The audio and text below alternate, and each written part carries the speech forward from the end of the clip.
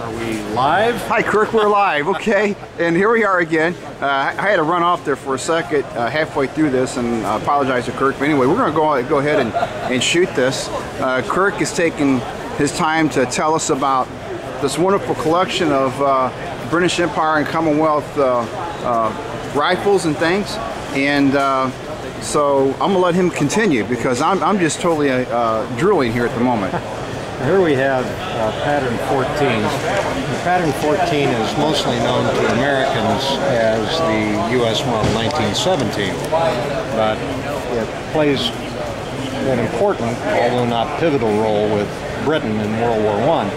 Its genesis is the pattern 13 rifle and the 276 experimental, and there is an original pattern 13 is gun number 9. You'll notice that the finger grooves are at an angle as opposed to just a straight single groove, as happened later on.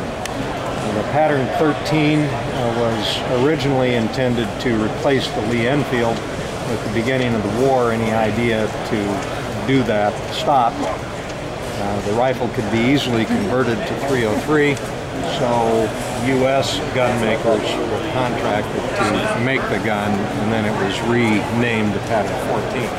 3 manufacturers, Winchester, Remington, Eddystone in the gun number 11, and then rifle number 12 is Remington Arms. And gun number 12 is a presentation rifle to Lord Kitchener, who was the British Minister of War. At the beginning of the war, he was killed before the gun could be presented, so it remained in the United States. But it is marked with his initials in gold on the top of the receiver, and then there's a presentation inscription on the floorplate.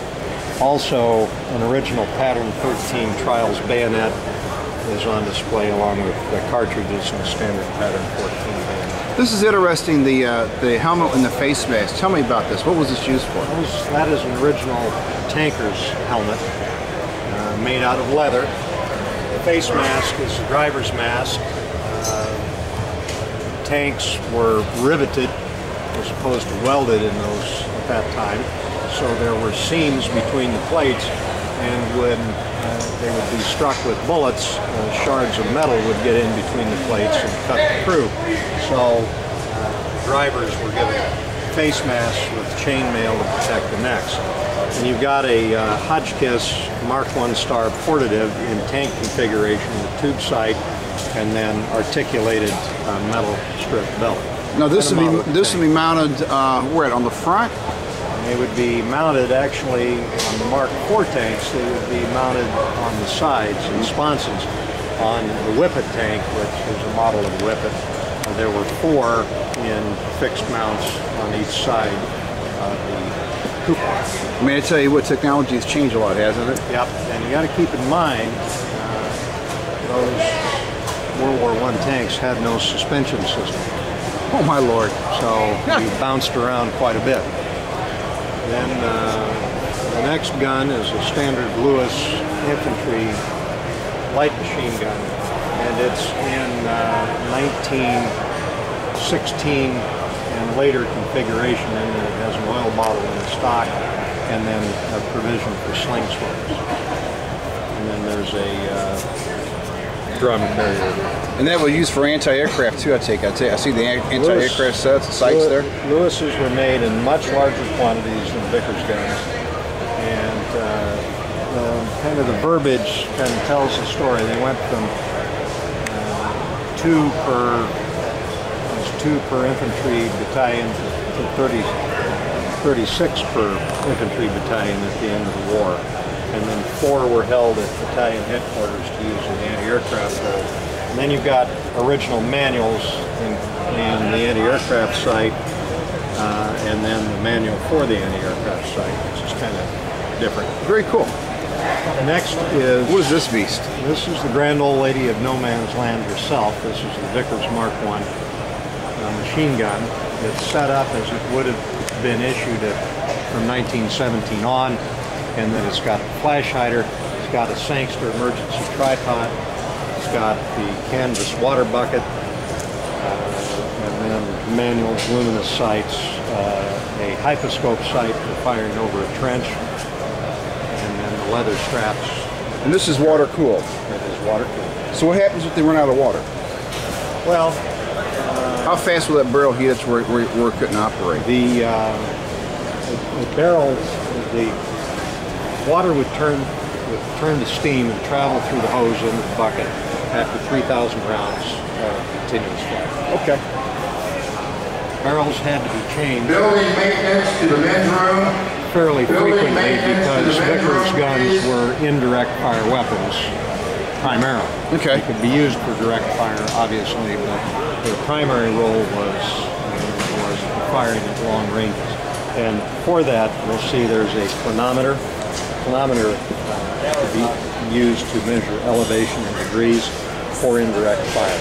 Very cool.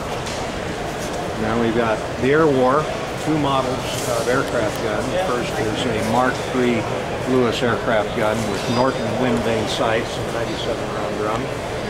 The next is a Vickers. It so happens that this Vickers is a Colt-made 11mm balloon gun. Now you mentioned the word balloon gun. What's that designating?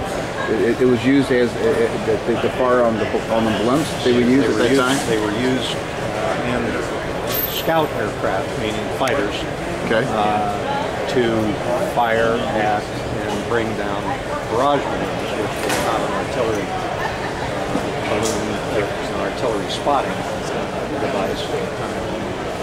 And because of the rudimentary incendiaries available at the time, they needed a large bullet. The only cartridge that was readily adaptable to filament at that time was the French 11mm drop. So Colt was contracted in Britain, France, and later the United States, all used Colt model Vickers guns in 11mm drop. Okay. And then you got original manuals, model aircraft selling. This is a great display. So this guy here can be mounted in the rear cockpit, Right. like as an anti-aircraft gun, Right. from the back, and it can also be mounted up here on the front, on top of the wing. Now, did they use this? You know, a lot of times you'll see in the movies and stuff like that where they have the machine gun mounted up here, and they were supposed to be timed with the propellers. Synchronization. Synchronization? There's Right. a handbook for that. The British called it the constant Tanesco gear, and the Germans referred to it as synchronization gear, basically the same thing. That's cool. And then you got, of course, I take it this is the pilot's garb. Right. Is that Line piece- helmet and line goggles of the period. And so now we got the officer weapons guns, I take Right. it, and rifles. Right. The officers in British Army were required to purchase their own sidearms, and so you see a variety that were available when the Army expanded at the beginning of the war. So just about anything from Colt 45s to Webleys to Smith & Wessons, pretty much you name it, it found its way into the trenches in the hands of British officers. So whatever is available in the marketplace, they can snag. Basically it, yes. The main thing was that the preference was that it be in the service caliber, which was .455 revolver or .455 automatic. An officer could bring a non-standard caliber weapon, but if he did so, he had to supply his own ammunition. This is fantastic. These are the service handguns, and pretty much all of them. I don't have every single Webley conversion on display just because there's many and they basically all look alike. But I do have one conversion, number 25, is a conversion of a Mark I, and it's very early. It's serial number 150, which would put it in the late 1880s construction, but it is marked as having been rebuilt in 1915. A Mark VI barrel and Mark V cylinder put on it, and then reissued out. And then .45 automatics. Number 28 is in 4.55 caliber W prefix, part of the British government contract. 29 is part of a 5,000 gun Canadian purchase in 1914. Fascinating. These sniper, yeah, these sniper rifles are phenomenal. And I approached you. I was talking to you yesterday about a couple of them with the optics. I think it's amazing in that period of time that they were using these to take care of business, and that people still use them. Yes. To begin with, you got to understand the trench lines were usually 100 to 300 yards apart. Okay. So we're not talking really long-range use here. Early on, before telescopes were available in quantity, it was common to see what were called Galilean sights, which were basically two magnifying glasses. Okay. One at the back of the rifle, one at the front of the rifle, and it was to create the optical effect. And it does, in fact, work. It gets some fairly good magnification, about 2 power. Telescopes are better because you don't have heat distortion and dust and that in between the sights. And we do have 2 models of SMLEs with scope, a Keithy co-scope, and then a Winchester A5 scope. By 1916, pattern 14s came to be available, and so you start to see them enter the war. 38 is actually the first pattern P14 sniper. It has a fine adjustable rear sight, which was actually made by an English gun maker from standard Winchester sights. Only Winchester pattern 14s were converted by the British government. They believed they were the most accurate of the lot, which is kind of interesting if you know anything about the history of 1917. Pershing ordered that Winchester 1917s not be issued because there was an issue of parts interchangeability. So the British thought they were the best, and the U.S. would not use them. The final one, number 40, is the Ross Mark III, and the Ross Mark III sniper. This is an original Ross Mark III sniper. I acquired it from the preeminent Ross collector really in the world, a fellow named Barry DeLong, who was selling on his collection. And he told me that he documented this rifle as being an original Ross sniper. That's a phenomenal rifle.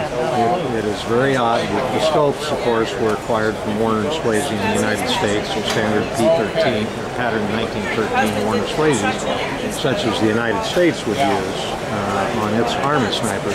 Now, this particular number 40, you fired this rifle? No? Okay. Okay. There's no reason to do this. Right. And then finally is a reproduction of a periscope rifle for over 50 years.